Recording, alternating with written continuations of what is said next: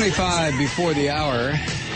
Listen very closely and see if you hear any music. Anybody hear any music? Ah! There it is. It's time once again for A Moment with Bob, brought to you by your friends at Offshore Drilling. Tonight's missive from Bob is Lex Luthor Incorporated. Hey, Mike, I had a strange version of the cold, flu, and plague recently that laid me low for a couple of weeks and turned me into a barely sentient pile of goo. All I was capable of was collapsing on the couch in the big-ass TV room until it was time to stumble off to bed just in time for the fever dreams to kick in. I couldn't follow any plot more complicated than the Three Stooges short, so for my viewing pleasure, I decided to watch some episodes from the 50s television show Adventures of Superman, starring George Reeves. Inertia, through illness, allowed me to sit back day after day while all 104 episodes washed over me. When the last season wrapped, I watched the two Superman serials made in 1948 and 1950, starring Kirk Alyn as the Man of Steel. Now, most sane people would have given up after slogging through Superman and the Mole Men, but I kept going and watched the first two Christopher Reeves Superman movies, the 2006 reboot, Superman Returns, and the latest entry of the franchise, Man of Steel. As my health improved, I slowly regained a reasonable facsimile of sanity. I was once again capable of going outside and pretending I am a normal person. As Alex at the end of A Clockwork Orange said, "Well, I was cute, all right." Isaac Newton's third law states for every action there is always an equal reaction. That's how things work. But little did I know, following the days of sleeping in all things Superman, steeping in all things Superman, what my reaction was going to be after delving into all that weirdness. In 1939, Superman's creators, writer Jerry Siegel and artist Joe Shuster, came up with Ultra Humanite, the first supervillain encountered by Superman. As supervillains go, Ultra Humanite, a criminal mastermind with a crippled body but a highly advanced intellect, just wasn't that super. But 1 year later, Siegel and Shuster came up with a super-duper villain, Lex Luthor. In the comic books, Luthor was not only a mad scientist, but had taken control of several European countries and was trying to provoke a world war. Superman steps in just in the nick of time, of course, exposes Luthor's nefarious scheme, and the warring countries declare an armistice.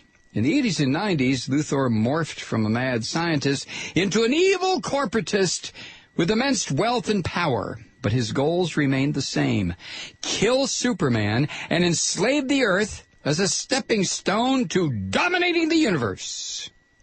Up on the silver screen, character actor Lyle Talbot, who is Ozzy's neighbor Joe Randolph in The Adventures of Ozzy and Harriet, Lyle Talbot played Luthor in the second serial, while Gene Hackman and Kevin Spacey donned the bald cap for the mega-budgeted Superman films.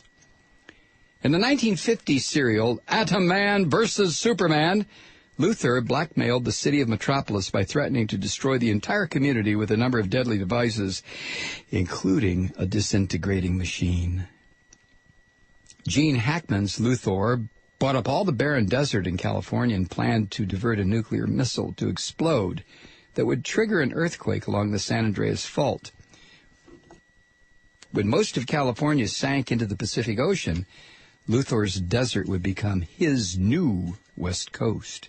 Kevin Spacey's Luthor had another real estate-oriented scheme. Here's a quote from Wikipedia. Quote, "By combining one of the stolen Kryptonian crystals with kryptonite, Luthor can grow a new continental landmass in the North Atlantic Ocean, one that will cause sea levels to rise drastically, and have Lex the opportunity to get revenge on Superman, as well as kill billions of people and afford him full control of the only available land for the survivors." End quote, Wikipedia. In the comics and the movies, Luthor is all about one thing: destroy hundreds of thousands, millions, or even billions of lives for money and power. That's his raison d'etre in the Superman universe. After I emerged from my fortress of sickitude, it occurred to me that there wasn't a whole hell of a lot of difference between what had been playing on my big-ass TV and current events.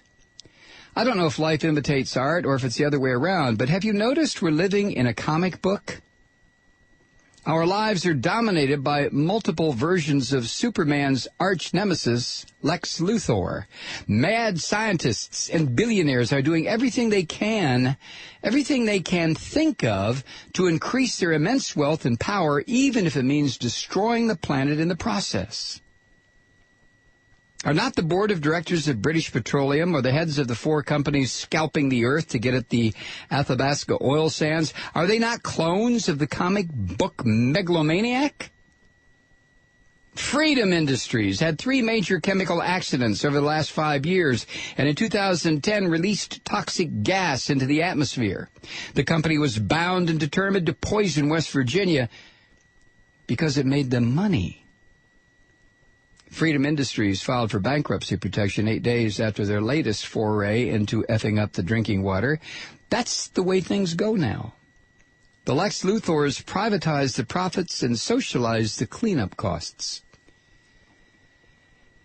Jamie Dimon and the rest of the Wall Street gangsters lavishly follow the Lex Luthor playbook, while Dick Cheney's career highlights in the private and public sectors look like they were cut and pasted from Luthor's resume.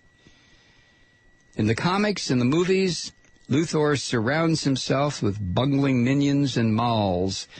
Louis Gohmert, Michelle Bachmann, Rick Perry, and the rest of the teabagging political freaks pick up their checks directly or indirectly from the Luthor brothers, or the Koch brothers. We used to have a moderately responsive government, a watchdog press that actually worked every once in a while.